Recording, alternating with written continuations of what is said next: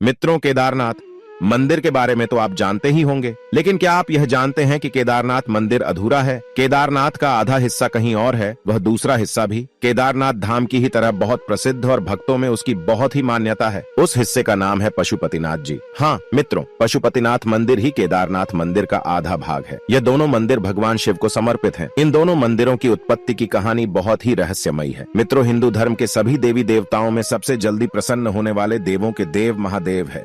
वे कभी भी अपने भक्तों में भेदभाव नहीं करते। उनके लिए मनुष्य, देव और दैत्य, क्या असुर, क्या पशु पक्षी, क्या सभी एक समान है। जिन लोगों पर भगवान भोलेनाथ की कृपा हो जाती है, उनका जीवन धन्य हो जाता है।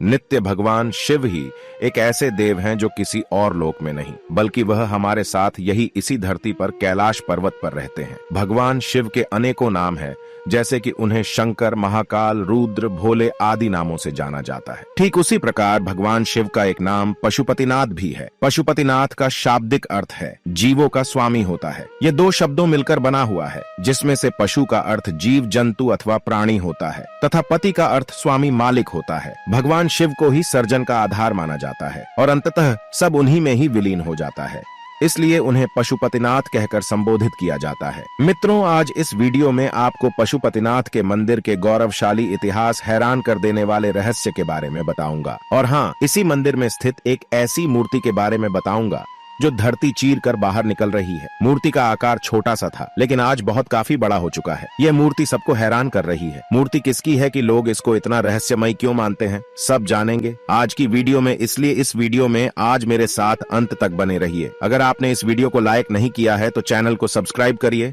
और कमेंट बॉक्स में सच्चे दिल से और अपने प्यारे हाथों से हर हर महादेव अवश्य लिख दीजिए। मित्रों, नेपाल में पशुपतिनाथ का मंदिर काठमांडू के पास देवपाटन गांव में बागमती के किनारे स्थित है। मंदिर में भगवान शिव की एक 5 मुख्य माली मूर्ति है। पशुपतिनाथ विग्रह में चारों दिशाओं में एक एक मुक्त एक ऊपर की ओर है। प्रत्येक मुख के दाहिने हाथ पे रुद्राक्ष की माला और बाएं हाथ में कमंडल मौजूद है। मान्यता के अनुसार पशुपतिनाथ का ज्योतिर्लिंग पारस पत्थर के समान है। कहते हैं कि यह 5 अलग अलग दिशा और गुणों का परिचय देते हैं। पूर्व दिशा की ओर वाले मुख को तत्व पुरुष और पश्चिम दिशा वाले मुख को सत ज्योत कहते हैं और उत्तर दिशा वाली मुख को बाम वेद या फिर अर्धनारीश्वर रूप कहते हैं और दक्षिण वाले दिशा मुख को अघोरा कहते हैं, जो मुख ऊपर की ओर है। उसे ईशान मुख कहा जाता है। यह चारों चेहरे तंत्र विद्या के 4 बुनियादी सिद्धांत है। कुछ लोग यह भी मानते हैं चारों वेदों के बुनियादी सिद्धांत भी यही से निकले हैं। माना जाता है कि ये लिंग वेद लिखे जाने से पहले ही स्थापित हो गया था। इस मंदिर ने भगवान शिव की मूर्ति पहुंचने के 4 दरवाजे बने हुए हैं। वे चारों दरवाजे चांदी के हैं। पश्चिमी द्वार के ठीक सामने शिवजी केवल नंदी की एक विशाल मूर्ति है, जिसका निर्माण पीतल से किया गया है। इस मंदिर में परिसर वैष्णव और शैव परंपरा के कई मंदिर और प्रतिमाएं हैं। पशुपतिनाथ मंदिर को 12 ज्योतिर्लिंगों में से एक केदारनाथ का आधा भाग माना जाता है। धरती से निकल रही मूर्ति का रहस्य। मित्रों, जो मूर्ति धरती से निकल रही है उसका नाम विरूपक्ष है।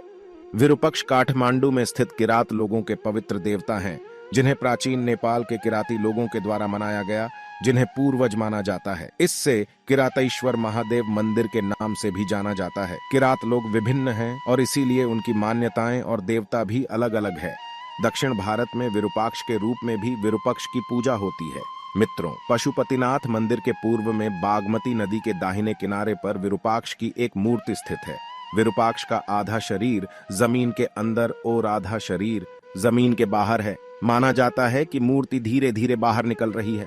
ऐसा माना जाता है कि अगर पूरी मूर्ति बाहर आ जाएगी तो दुनिया तबाह हो जाएगी। विरूपाक्ष को करली भी कहा जाता है, क्योंकि उसके पूर्ण उदय से कलयुग का अंत खत्म हो जाएगा। मित्रों, पशुपतिनाथ की पहली कथा पांडवों से जुड़ी हुई है। कहा जाता है कि अपने बंधुओं की कुरुक्षेत्र में हत्या करने के बाद पांडव बहुत दुखी थे, क्योंकि उन्होंने अपने ही भाई बंधुओं का विनाश किया था। इसलिए उन पर घोर हत्या का पाप लग गया था। अपने आप को इस जघन्य पाप से मुक्त कराने के लिए सभी पांडव बंधु भगवान शिव की खोज में निकल पड़े, ताकि उन्हें इस पाप से मुक्ति मिल सके। लेकिन भगवान शिव नहीं चाहते थे कि इतने जघन्य पाप के पश्चात पांडव को इतनी आसानी से मुक्ति मिल जाए। इसलिए पांडव से छिपते छिपाते हुए भगवान शिव केदारनाथ जैसे दुर्गम स्थान पर जा पहुंचे।